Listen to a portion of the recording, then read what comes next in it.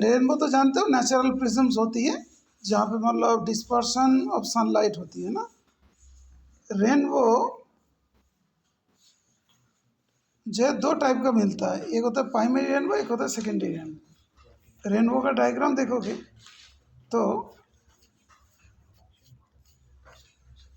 वहाँ पे देखोगे रेनबो दो डायग्राम यहाँ पे दिखाई। ओके, यहाँ पे रेनबो जब होती है तो क्या क्या होता है, देखो रेनबो आ रहे हैं तो इस तरीके से यहाँ पे 40 डिग्री एंगल हुआ, यहाँ पे एक ही बार इंटरनल रिफ्लेक्शन हो रही है, एक ही बार। ओके, और इसमें यहाँ पे एक बार हो रहा है, यहाँ पे एक बार हो रहा है, दो बार इंटरनल रिफ्लेक्शन हो रही है। ठीक है, टोटल इंटरनल रिफ्लेक्शन, इसको क्या बोलते हैं, TIR। अभी TIR क्या होता है वो भी तुम्हारा डाउट में था, TIR को समझाते हैं। मान लो कभी लाइट, ये वाला डेंसर, ये वाला रेयर मीडियम, डेंसर से रेयर में जा रहा है तो लाइट ऐसे चला गया, रिफ्रैक्ट हो गया। एंगल बढ़ाया तो लाइट इसके थ्रू गया, और एंगल बढ़ाया तो लाइट भी वापस आ गया, तो रिफ्रैक्ट ही नहीं हुआ। इस केस में रिफ्लेक्शन ही रहा, इंटरनल रिफ्लेक्शन हो रहा है। ये जो लाइट रिफ्लेक्ट हो रहा है, रिफ्लेक्ट नहीं हो रहा है बिकॉज पहले तो इस लाइन में जा रहा था, फिर ऐसे जा रहा है, फिर ऐसे। अभी देखिए इस पर्टिकुलर एंगल के वजह से एंगल ऑफ रिफ्रैक्शन 90 डिग्री हो, सरफेस के अलग जा रहा है, इस पर्टिकुलर एंगल को बोलते हैं क्रिटिकल एंगल। हाँ, और कभी भी angle of incidence critical angle से ज़्यादा होगा तो लाइट फिर उसी मीडियम में वापस आ जाएगा, और इसको बोला जाता है कि टोटल इंटरनल रिफ्लेक्शन। ठीक है, and angle of incidence due to which angle of refraction become 90 degree is called critical angle। अभी बात होती है कि दूसरा प्राइमरी एंड सेकेंडरी रेनबो। यहाँ पे देखोगे टॉपिक इसका आराम से पढ़ सकते हो।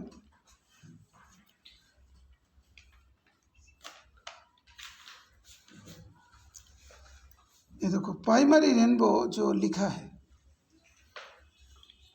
Result of 3 steps, refraction, reflection and refraction. और जो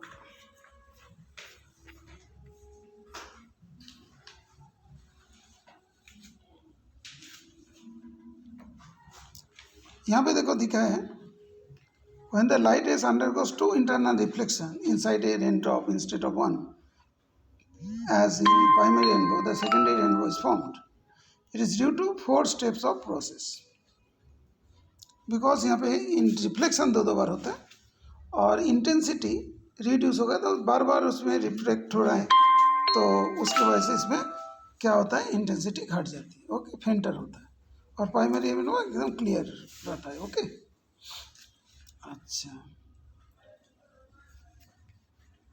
तो दोनों डायग्राम में ध्यान रखिएगा, यहाँ पे एंगल 40 डिग्री हो जाता है, यहाँ पे एंगल तुम्हारा 53 डिग्री हो जाता है। ठीक है, इसका मैंने वो भी सेंड कर दूंगा। अच्छा, और एक क्वेश्चन पूछा था, रिफ्रैक्टिव इंडेक्स। रिफ्रैक्टिव इंडेक्स इस तरीक़ा से होते हैं, लाइट मतलब ग्लास और मतलब एयर। तो रिफ्रैक्टिव इंडेक्स होता है कि दो वेलोसिटी का रेशियो बोला जाता है, speed of light in air upon speed of light in medium. तो n equal to we can write C upon V। C क्या होता है, speed of light in air, speed of light in medium. तो इसको क्या बोला जाता है, रिफ्रैक्टिव इंडेक्स बोला जाता है। ओके, और ऐसा कुछ रिफ्रैक्टिव इंडेक्स का और बात होती है दूसरे एक पॉइंट में, N12 refractive first medium with respect to second medium, तो N1 अपॉन N2। और ये तो जानते रिफ्रैक्टिव इंडेक्स C/V लिखा था ना, तो V2 अपॉन V1। ये होता है रिफ्रैक्टिव इंडेक्स का स्टेटमेंट। रिलेटिव रिफ्रैक्टिव इंडेक्स मतलब जिसका बोला है, जिसको फाइंड करना ऊपर होगा और जिसके रेस्पेक्ट में 2 नीचे आएगा, और वेलोसिटी होगा तो जस्ट उसका ऑपोजिट हो जाएगा। ठीक है, अभी क्या समझ में आएगा बताओगे, फिर मैं आगे और बताएं।